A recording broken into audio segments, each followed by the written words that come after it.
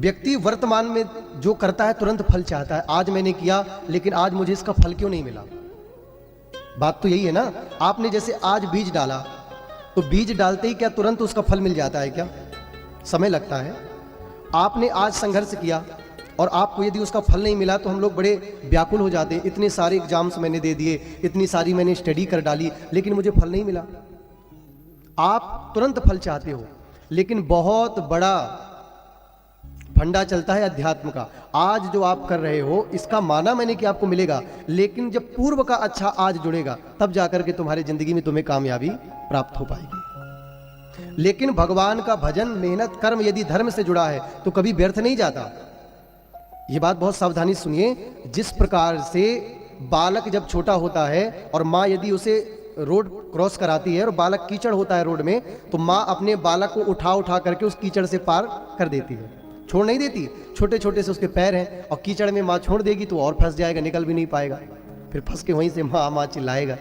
तो माँ क्या करती, उठा के गोद में और कीचड़ से उसको आगे निकाल देती है। माँ ने रास्ते से निकाला, क्यों? क्योंकि माँ की उंगली पकड़ के चल रहा था।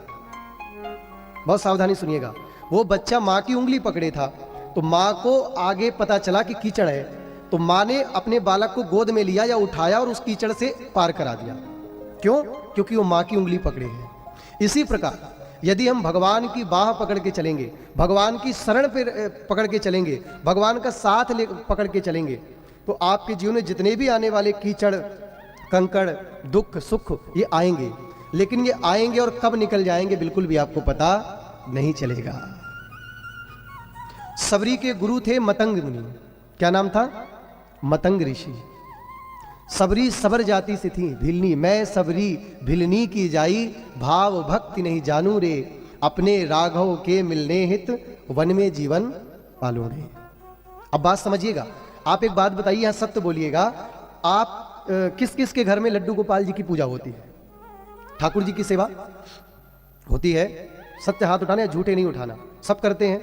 वाह, बहुत अच्छी बात है। अब एक बात समझिए, जब हमारे घर में गोपाल जी आते हैं, लड्डू गोपाल जी आते हैं, तब हमें बड़ी चाव रहती है पूजा करने की। इस दुकान से ड्रेस ऑर्डर करेंगे, यहाँ से चंदन मंगवाएंगे, यहाँ से मुकुट मंगवाएंगे, यहाँ से उनके कच्छा मंगवाएंगे, ठाकुर जी की लंगोटी मंगवाएंगे। कितने चाव से हम श्रृंगार करते हैं। आपने सोचा, अनुभव किया भी होगा क्योंकि आप करते हो, कितनी तीव्रता रहती है हमारी भक्ति में। लेकिन जैसे जैसे जैसे ठाकुर जी पुराने होने लग जाते हैं, एक दिन ऐसा होता अच्छी कड़क सी ठंडी पड़ रही हो, फिर आप कहते हो अरे तुम ही अब सेवा कर लो, आज मैं उठ नहीं पा रहा हूं, आज तो तुम ही नहला दो, आज मुझे थोड़ा सा सर्दी लग रही है। जिस चाव से तुमने प्रारंभ किया था अब तुम्हारा वो चाव नहीं रहा। क्या रहा? बताओ। जिस चाव से आपने सेवा को प्रारंभ किया वो सेवा का चाव अब नहीं रहा। लेकिन सबरी क्या करती हैं? मतंग मुनि के आश्रम पर रहती हैं सबरी माता। इनके बारे में सब भली भांति परिचित होंगे। अब इनके गुरुजी कुटिया पर रहते हैं, रोज जाकर के इनके गुरुदेव स्नान करते हैं। अब सबरी जी को चुपके से पता चल गया कि स्नान करने के बाद मेरे गुरुजी कुटिया में आकर के अग्निहोत्र करते हैं, पूजन करते हैं सुबह सुबह। बहुत सावधानी से सुनिएगा।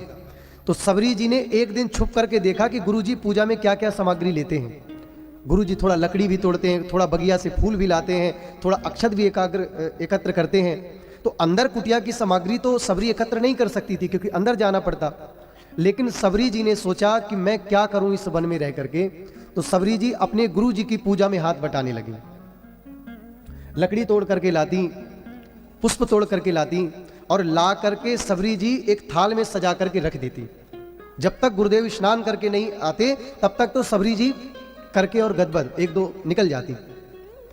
और सबरी जी जब चली जाती और गुरुदेव जब स्नान करके आते और जब वो देखते कि मैंने तो पूजा की सामग्री की नहीं, लकड़ी तोड़ी नहीं, और 2-4 दिन से ये नियम क्या चल रहा है, ये क्रियाएं क्या चल रही हैं, बड़े अचंभित रहने लगे उनके गुरुदेव मतंग मुनि जी।